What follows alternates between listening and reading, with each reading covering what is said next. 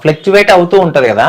ఆ వచ్చిన రూపాయిని నేను చిట్టీల రూపంలో దాచుకుని చిట్టీలు వేస్తూ నేను తినక కష్టపడి ఏదైనా ఓపెనింగ్ ఉంటే వాళ్ళు ఇచ్చింది వాళ్ళు 10 రూపాయలు ఇవ్వని 10,000 ఇవ్వని, అది కూడా నేను ఒక్కదాన్నే వెళ్ళి తీసుకుని వాళ్ళకి బ్లెస్ చేసి వచ్చిన డబ్బులు అన్నీ. ఇంకోటి ఈ మధ్య కాలంలో కొంచెం వచ్చిన యూట్యూబ్ డబ్బులు ఇవి యాడ్ చేశాను అంతే. ఓకే. నేను చిట్టీలు వెయ్యగా దాచుకున్న డబ్బులు ప్రతిదీ దాయగా చేసుకున్నాను. ఓకే. ఇప్పుడు యూట్యూబ్ నుంచి ఎంత సంపాదిస్తున్నారు నెలకి? ఎన్ని లక్షలు వస్తున్నాయి? నిజం చెప్పండి. నేను ఇప్పటి వరకు మా ఛానల్లో కూడా రివీల్ చేయలేదు. ఓకే. మీ ఇష్టం, చెప్పాలనుకుంటే చెప్పండి, లేకుంటలేదు. లక్షలు అయితే వస్తున్నాయి కదా? వస్తున్నాయి, లక్షలు వస్తున్నాయి. అవునా? సో మిలియన్లు పోతున్నాయి అంట. అంటే కదా అంతగానం? అంటే 1.5 కి మధ్యలో ఉంది. సో లక్షలే కదా మరి. అదే ఇంకా లక్ష కంటే ఎక్కువ వస్తుందంట. 1.5 1,70,000 అంతే. కానీ అది మీరు కష్టపడుతున్నారు. సో మీ ఇంట్లో మీరు కష్టపడి మీరు చేసుకుంటారు కాబట్టి అది వేరే వాళ్ళ డబ్బేం కాదు, మీ డబ్బే. సో చెప్పుకోవచ్చు ధైర్యంగా సంపాదించినంత. ఎవరు వచ్చి మిమ్మల్ని మీ దగ్గర గుంజుకొని వెళ్ళారు కదా, అంతే కదా? అంతేలేండి. 1.7 1.8 అట్లా వస్తుంది. ఓకే. సో రాజు గారికి నెల శాలరీ ఎంత వస్తుంది? ఈయనకి 3 వస్తుందండి. 3L. ఓకే. 2.5 వచ్చాయి పాత దాంట్లో. ఓకే. ఇప్పుడు 3 దాకా వస్తుంది కొత్త దాంట్లో. ఓకే. భర్తలో సగం భార్య. సో అంత సంపాదిస్తున్నారు ఇప్పుడు యూట్యూబ్ వల్ల, అంతేనా? సో కెమెరామ్యాన్ ఎవరు మీకు? మా అబ్బాయి. మీ అబ్బాయి. సో మీ అబ్బాయి అంటే ఎవరైనా అసలు? సాయి అండి. ఓకే. మాకు ఎప్పటి నుంచో క్లోజ్. సో మాతోనే ఉంటాడు తను. ఏడుస్తున్నాం అనుకుంటున్నా. లేదు, ఓకే. మాతోనే ఉంటాడు. ఒక అబ్బాయి. మేము ఎలా అంటే ఇంకా పెంచుకోవట్లేదు కాబట్టి తను ఉన్నంత వరకు, తనకి జాబ్ వచ్చే వరకు మాతోనే ఉంటానని ఉంటాడనమాట. ఫ్యామిలీ పర్సన్ అంతే. సో అంటే తను మీ దగ్గరకు వచ్చినట్టే నెక్స్ట్ ఆయన ప్లానింగ్ ఏమైనా ఉందా? ఎవరికండి? మీ సాయికి? లేదేమి. ఓకే. ఓన్లీ ప్రేమగా వచ్చాడు, ప్రేమగా ఉంటున్నాడు. ఓకే. జాబ్ సెటిల్ అవ్వాలి కాబట్టి ఇక్కడ మాదాపూర్ ఇంటర్వ్యూస్ కి వాటికి అటెండ్ అవ్వడానికి ఇక్కడ దగ్గర వాళ్ళ ఓన్ హౌస్ కూడా ఉంది, అక్కడికి వెళ్తాడు, ఫ్యామిలీ దగ్గరికి వెళ్తాడు. సో అంటే మీకు పిల్లలు పుట్టారు కదా, సో నెక్స్ట్ ప్లానింగ్ ఏంది ఫ్యూచర్లో? పెంచుకోవాలనుకుంటున్నాం. అంటే దత్తత తీసుకుంటారా లేకుంటే ఎట్లా? దత్తతే తీసుకుంటాం. ఓకే. ఎంతమంది పిల్లల్ని? ఇద్దరు చాలా? డజన్ వద్దా? ఇద్దరే. సో అంటే ఇద్దరు పాపలు, ఇద్దరు బాబులు? ఒక పాప ఒక బాబు. సో అంటే ఇప్పుడు ఇక్కడ ఒకటి మాట్లాడుకోవాలి, చాలా మంది అమ్మాయిలను ఇస్తారు కానీ అబ్బాయిలను ఇవ్వరు కదా.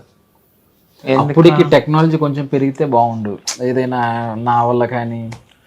మనము మంచిగా అంటే అందరు ఇస్తారని ఇవ్వరని అన్నాను. కొంచెం అంటే లేదు అదేదో టెక్నాలజీ వచ్చిందంట కదా. ఓకే. ఆ టెక్నాలజీ యూజ్ చేసుకుంటారా మీరు? సరోగసి అది ఇంకోటి సరోగసి. ఓకే. అది ఇప్పుడైతే అవ్వదులేండి. ఓకే. పాపనైతే ఫస్ట్ తీసుకోవాలనుకున్నాము, దాని తర్వాత ఇంకా లైఫ్ లో సెటిల్ అయితే ఒక బాబు అనుకున్నాము. అట్ ద సేమ్ టైం మా అక్క వాళ్ళ పిల్లల్ని కూడా చూసుకోవాలి, చదివిస్తున్నాను. అక్క వాళ్ళ పిల్లకి కానీ ప్రతి ఇంట్లో వాళ్ళకి నేను సపోర్ట్ చేయాలి. అట్ ద సేమ్ టైం మా పర్సనల్ లైఫ్ కూడా లీడ్ చేసుకోవాలి. ఓకే. నాకు 6 పిల్లలు అనుకుంటా నేను, అంతే. ఎవరెవరు 6? అక్క వాళ్ళ పిల్లలు సాయి, మాకు వచ్చే ఆరాధ్య, అందరితో కలిపితే 6 అవుతారు. అంటే మరి మీ రాజుగారు? ఆయన నాలో సగం, నేను ఆయనలో సగం. ఓహో, అంతేనా? సో అంటే ఫ్యూచర్లో పిల్లల్ని తీసుకొని పెంచుకున్న తర్వాత ఒకవేళ పెద్దగా అయిన తర్వాత మీరు మా పేరెంట్స్ కాదని చెప్పేసి వెళ్ళిపోయే ఛాన్స్ కూడా ఉంటది కదా. చాలా చూస్తున్నాం మనం టీవీలలో. అలా ఒక ట్రాన్స్ నేనే కాదు, నాకన్నా ముందు చాలా చాలా పెద్దవాళ్ళు కూడా పిల్లల్ని పెంచుకుని పెళ్లి చేసిన వాళ్ళు చాలా మంది ఉన్నారు. ఇప్పుడు మీడియాలో అందరూ క్లిక్ కారు, కొంతమంది క్లిక్ అవుతారు కదా. సో అలా చాలా మంది పెద్ద పెద్ద ట్రాన్స్ కమ్యూనిటీకి చెందిన వాళ్ళు పెళ్లి చేశారు కూడా పిల్లల్ని పెంచుకుని. వాళ్ళు వదలకుండా అలాగే ఎలా ఉన్నారు. ఒక అవగాహనతో ముందుకు వెళ్తున్నాం మేము. ఒక విత్తనాన్ని పెంచి పోషించి దాని కాయలు వచ్చే వరకు ఉన్న వాళ్ళు అల్లారు ముద్దుగా మేము చూసుకుంటాం ఖచ్చితంగా. మనం పెంచే వాతావరణం కూడా చాలా చాలా చాలా బాగా పెంచుతాం వాళ్ళని. సో డెఫినెట్లీ వాళ్ళు మమ్మల్ని వదిలి వెళ్ళరు. ఒక ట్రాన్స్ ఇది మా అమ్మ కాదు అని చెప్పిన వాళ్ళు ఎవరు బయటికి రాలేదు ఇప్పటి వరకు. నార్మల్ గా ఒక అమ్మా నాన్ని పెంచి పెద్ద చేసి వదిలేసి ఓల్డేజ్ హోమ్స్ ఉన్నాయి, కానీ ఒక ట్రాన్స్జెండర్ కు ఓల్డేజ్ హోమ్ ఎక్కడుంది? మాకు మేమే స్ట్రాంగ్, అంతే. ఒకవేళ అలా వదిలి వెళ్ళినా కూడా వాళ్ళు ఎక్కడున్నా బాగుండాలని మనస్ఫూర్తి కోరుకునే తల్లి మనసు మాది కూడా. సో అంటే ట్రాన్స్జెండర్స్కి ఏమైనా అన్యాయం జరుగుతుందా? షూర్గా జరుగుతుందండి. ఎక్కడ ఎప్పుడు? ప్రతి దాంట్లోనూ మాకు అన్యాయమే. ఇప్పుడు రిజర్వేషన్ అని అన్నారు, ఆన్సర్ జడ్జిమెంట్ వచ్చిన తర్వాత సుప్రీంకోర్టు తీర్పులు ఇచ్చిన తర్వాత మాకు రిజర్వేషన్ అన్నారు. అవి అసలు ఇప్పటి వరకు రానే రాలేదు. మీకు ఓటర్ ఐడి ఉందా? మీకు ఉంది. మీకుందా? సో ఇక్కడే హైదరాబాద్ లేకుంటే ఊర్లోనా? ఊర్లో ఉంది నాకు. ఓకే, నాకు అక్కడే ఉంది. సో ఇప్పుడు నెక్స్ట్ ఏపీ ఎలక్షన్ రాబోతున్నాయి, వెళ్తారా? ఓటేస్తారా మరి మీరు? బాధ్యత. ఓకే, ఓట్ అనేది మనకి 5 ఏళ్లకు ఒకసారి వస్తుంది మనకి అది. సో అలాంటి దాన్ని మనం యూజ్ చేసుకోవాలి. మనం ఎంచుకునే నాయకుడే కదా మనకి. 5 వేలకు ఒకసారి. 5 ఏళ్ళు 5 ఏళ్ళు అంటే 5 years ఒకసారి. అంటే మేము ఆంధ్రాలో 5 ఏళ్ళు అంటాం. ఓకే, 5 ఏళ్ళు అంటే మీకు తెలంగాణలో ఏళ్ళు అనుకుంటున్నారేమో, మాకు ఏళ్ళు అంటే సంవత్సరాలు. ఓకే, 2 ఏళ్ళు 3 ఏళ్ళు 4 ఏళ్ళు అలాగ అంటాం. సో ఎవరికి వేయబోతున్నారు మీరు ఓటు? ఈసారి అయితే మాత్రం టీడీపీ జనసేన. ఓకే, టీడీపీ జనసేనకు వేయబోతున్నారు. సో వస్తుందని అనుకుంటున్నారా? ఖచ్చితంగా. మీ హక్కులను కాపాడుకోవాలంటే మీరు ఏం చేయాలనుకుంటున్నారు? మేమైతే పవన్ కళ్యాణ్ గారు కానీ, అప్పుడు నారా చంద్రబాబు నాయుడు గారు కానీ, ఇప్పుడు యూత్ కి కనెక్ట్ అయింది జనసేన.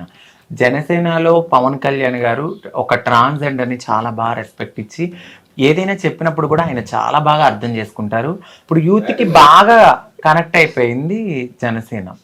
చాలా మంది కమ్యూనిటీ వాళ్ళు కూడా వెళ్ళి ఆయనతో మాట్లాడడం అయింది. త్వరగా ఆయన జనాల కోసం బయటకు వచ్చి మాట్లాడతారు కాబట్టి మాకు రిజర్వేషన్స్ గురించి కానీ, జాబ్స్ రాబోయే దాని గురించి కానీ, పెన్షన్స్ గురించి కానీ, ఇంకా ఏదైనా ఇంప్లిమెంటేషన్స్ కానీ, ఇప్పుడు స్థలాలు కానీ, ఇల్లు కానీ, మా కోసం ఏదైనా చేయాలి అని అంటే ఆ పార్టీ అనేది రావాలి. ఓకే, ఆయన ఆల్రెడీ కూడా చెప్పారు. ఓకే, జనసేనకి టీడీపీకి అనుకుంటున్నారు. మీ ఓటు? మా వారు పవన్ కళ్యాణ్ ఫ్యాన్ అండి. ఓకే, నాకు జనసేన, ఇంకెవరికి. ఓకే, జనసేనకి మీ ఓటు. అయితే ఇప్పుడు మీరు ఒక ట్రాన్స్జెండర్ పెళ్లి చేసుకున్నారు కాబట్టి ట్రాన్స్జెండర్స్ కష్టాలు మీకు ఏమన్నా తెలిసినాయా, లేకుంటే వాళ్ళు ఎట్లా అంటే ఆఫ్టర్ మ్యారేజ్ లేదా ఆఫ్టర్ మ్యారేజ్, బిఫోర్ మ్యారేజ్ రెండు చెప్పండి. అంటే బిఫోర్ మ్యారేజ్ మీకు అంత అవగాహన ఉండదు లేదు కదా. ఆఫ్టర్ మ్యారేజ్ మీరు అందరితో అంటే వీళ్ళ సర్కిల్ తో కొంతమంది మీ దగ్గరకు వచ్చి మాట్లాడడం అది చేస్తూ ఉంటారు కదా. సో వాళ్ళని చూసినప్పుడు ఏమని ఫీలింగ్ ఉంటది? వాళ్ళ కష్టాలను ఏమైనా చూసారు? అంటే వాళ్ళు యాక్చువల్ గా లైఫ్ అనేది టోటల్ గా వాళ్ళులా మార్చుకోవడానికి కంప్లీట్ గా అన్ని వదిలేసి వచ్చేస్తారు వాళ్ళు.